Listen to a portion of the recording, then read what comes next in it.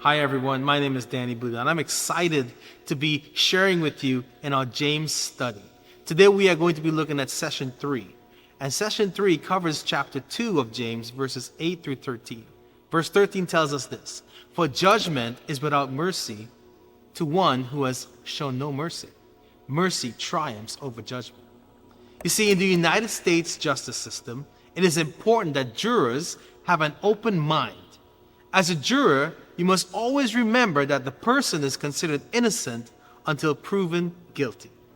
Sounds fair, right? Sounds like a great deal. But if we look at God's system, His judicial system, if we can name it that, we are declared guilty before we even enter His courtroom. Now, I know what you're thinking. You're probably thinking, that's a bad deal. I don't want any of that. But here's the kicker. When a person is found guilty in the courtroom, they face punishment or imprisonment.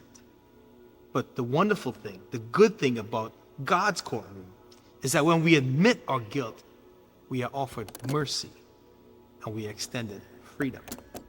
See, as we come to this section of James, of his letter, not only does he deal with how to respond to God, but also how to maintain a Christ-like relationship towards others. And mercy is not a concept that we can implement, but it is an action. And God's primary command and how we relate to one another is the key focus of this section. This guides our attitudes in every situation, whether we're interacting with Christians or non-Christians. Yet, if we're to take a step back and take a look at the landscape of our society, you'll find that we don't always live in such a merciful way. When we contrast mercy and judgment, the themes of this passage, you'll come to realize that there is a shortage of mercy and an abundance of judgment.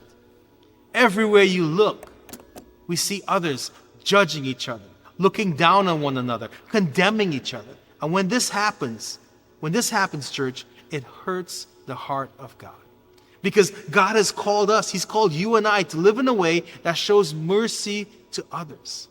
This is where the idea of contrast plays into what we are gleaning out of James' study today. See, God has called His people to a higher standard, to be the contrast in the world today. In terms of extending mercy towards others, God will show mercy to those who are themselves merciful.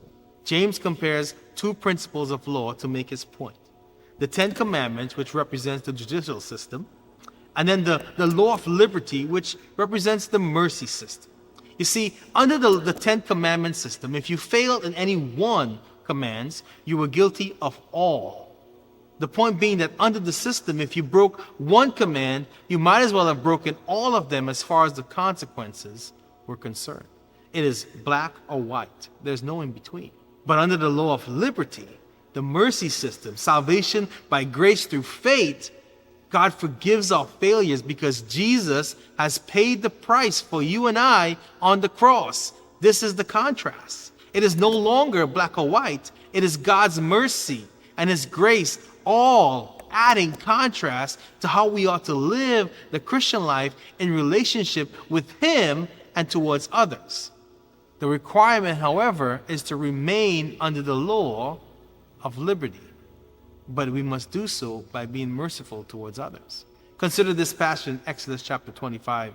It describes the mercy seat, and the mercy seat was over the law, over the justice and judgment.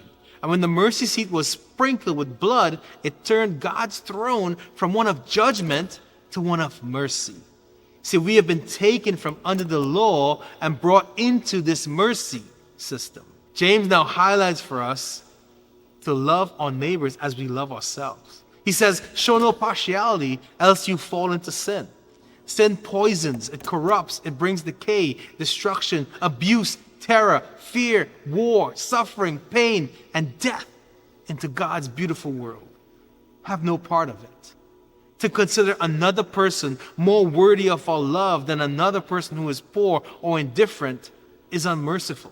And if we have this attitude, it removes us from the law of freedom, the law of mercy, and in essence, it puts us back under the law of judgment. See, we must not judge others based on wealth or performance, because certainly we don't want God to judge us in this way based on our performance. See, there's no realm within reality where this is possible for us when it comes to God's judgment. It is only because of God's mercy towards us, towards you and I, that we are in this moment, right here and right now.